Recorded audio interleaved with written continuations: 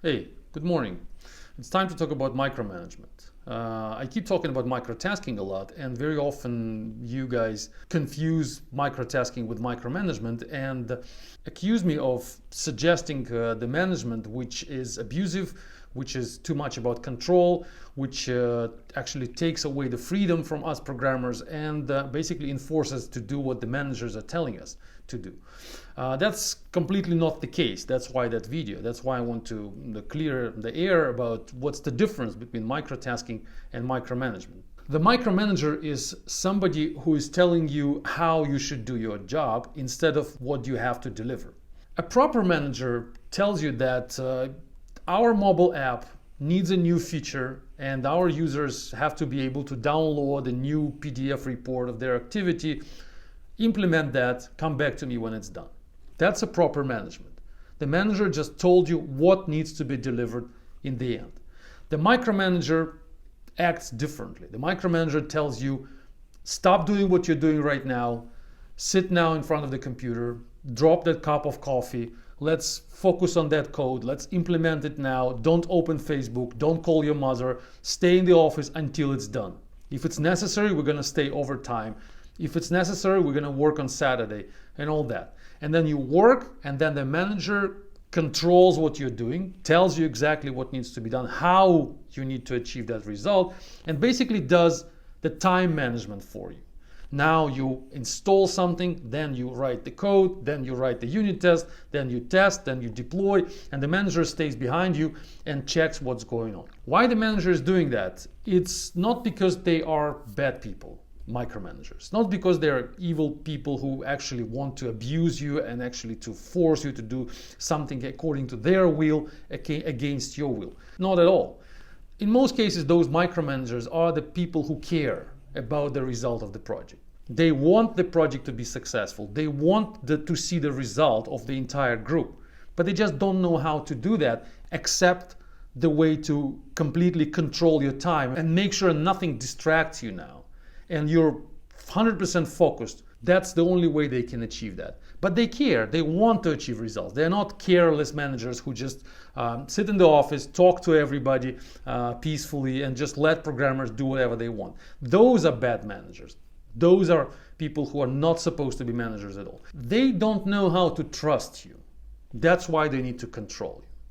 They cannot fully trust that you will implement that feature in a week and then you will come back with the feature implemented. That's why they need to enforce that all the means and all the instruments of control they can enforce. And those instruments are abusive. Those instruments are not comfortable for you at all. Nobody likes to see a manager standing behind our back, watching our screens and knowing exactly what we're doing right now. There are basically two options: command and control and delegate and trust. Two opposites. The command and control actually works in some situations, but only in exceptional situations. For example, the production server is down and we're losing thousands of dollars every minute. At that situation, micromanagement is the perfect concept. We just put everybody together, we stop drinking coffee, we cancel all the meetings, we stop calling our moms, we just sit down and fix the production server, and it takes 15 minutes, half an hour, and then we all relax because the problem is gone. At that point, the manager has to become a micromanager. It's a war situation, it's a dangerous situation, it's something which requires extreme attention to details. So we can go into the micro level, but it may not last for longer. Because if you do the same for long as a manager, then your people will not be happy at all. You will lose good people. You will lose good programmers. They will just quit. Nobody likes to be managed like that. This command and control paradigm, even in the army, it's not acceptable for the long term. How delegate and trust works? Like I explained before, you are the programmer. I explain you what the feature has to be implemented, how it has to work. Those are the requirements. This is the expectations which I have. Do it. When it's done, come back to me and tell me when it's done. When you have problems, when something goes wrong, also tell me that you need more time or you need more resources or you cannot do it at all, but let me know when you need to let me know. Aside from that, don't bother me, just do it on your own when you can, when you want. You want to check the Facebook now, check the Facebook. You want to call your mother, do your thing. But if the task is supposed to be delivered in a week, then it is has to be delivered in a week. You deliver it, I trust you that you will deliver it to me, and everything is fine. So why this paradigm is not used by micromanagers? Not because they're bad people, but because they're bad managers. They're not educated enough, not smart enough to be proper managers and to apply delegate and trust paradigm. That's why they go for command and control. Delegate and trust sounds like a great paradigm, but in order to apply it, we need to be sure that this trust is based on something. I cannot just trust you as a programmer that you will finish the feature in 1 week and you will deliver it the way it's supposed to be delivered and everything will be fine. It's not going to work in most cases. You will have problems, you will have mistakes, you will not be able to properly manage your time because you're a programmer, you're not a manager. I cannot just blindly trust everybody, all programmers in my team. I need to find a way how to prevent problems, how to make sure that the tasks which are supposed to be delivered by programmers actually get back to me in time and I actually can assemble them together on the timeline and do what I promised to my customers, to my boss, to my managers. And what those young managers are doing when they read these motivational management books and they read a lot about this delegate and trust paradigm, they start putting trust into people. And then their projects just fail. And they can't understand why. They trusted programmers, they talk to them, they have very good connections with those people, and they promised each other that everything will be fine. And then in a few months, something goes wrong, some technical mistakes, some management problems, some inconsistencies between requirements, and then boom, we cannot assemble everything together because every single programmer made so many mistakes that no matter how much you trusted them, they just can't get pieces together because they failed that trust. And then managers get back to command and control. They get angry, they get frustrated, they don't believe into those agile stories anymore. They just get back to command and control, they become micromanagers again, and they start telling people what to do. They get angry because those trust was broken. The trust was betrayed, let's put it this way.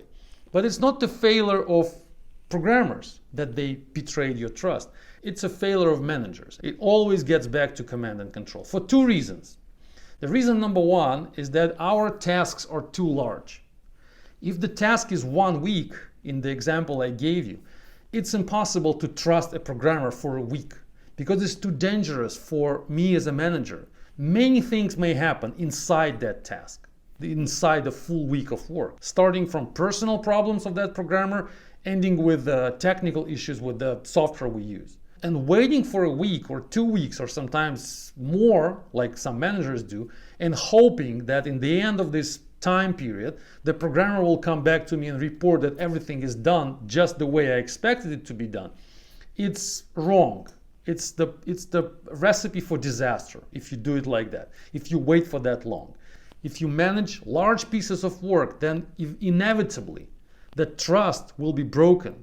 And then you will go into command and control, and then you will start micromanagement. You will go into that task and you will start checking, what are you guys doing right now? I don't trust you anymore. I can't take it. I can't wait for a full week. I want to know what exactly are you doing now. And then we start doing this morning stand-ups, and then we ask, what are you guys are going to do today?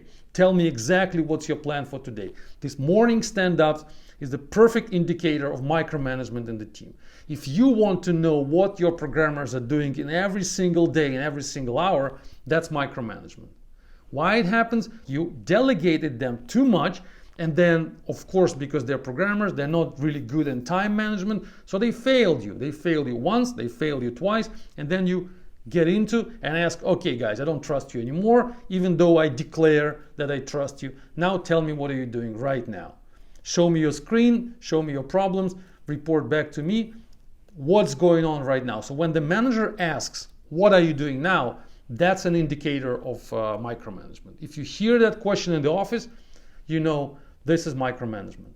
And second, why micromanagement is happening, why we get back to command and control, is that managers are not smart enough or are not strong enough or not empowered enough to enforce the policy of rewards and punishment. When you trust a task for a programmer, you expect the programmer to deliver the result, but you always have to inform the programmer, inform your worker. What are the consequences of successful delivery and unsuccessful delivery? But most teams don't have that at all. They just work with a regular monthly or weekly payroll, where programmers are getting their money no matter what's going on with the results. So we declare that we are very agile team and we trust our programmers. We never do command and control. And then we give them the large piece of work of 1 week and say, you have to do that. We expect you to deliver the result. Can you do it? And they say, of course we can. And then in a week, they come back and say, yeah, we had some impediments. We had some problems. It's not delivered as expected. And we say, you just let me down because of this and that. I cannot put the product together anymore. I have to break my promises to the management. And they say, so what? Well, they don't say that, but they think that way. So what? Yes, I broke promises, but I had problems, but who cares? You pay me anyway. So you pay me for the time and you expect me the results. They're two completely opposite motivational vectors.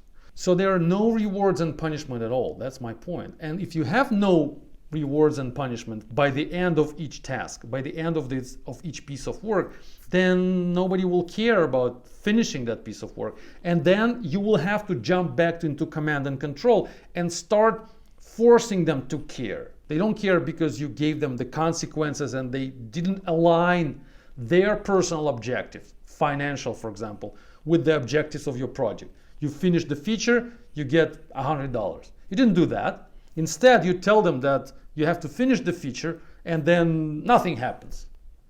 Just finish it. Just be a good soldier. Just finish it. Just don't let me down. But you know what? I'm going to pay you anyway. So you send mixed signals. On one hand, you want them to be responsible. On the other hand, you just don't give them any rewards and you don't punish them anyhow. You need a transparent and easy to understand and a healthy protocol of rewards and punishment.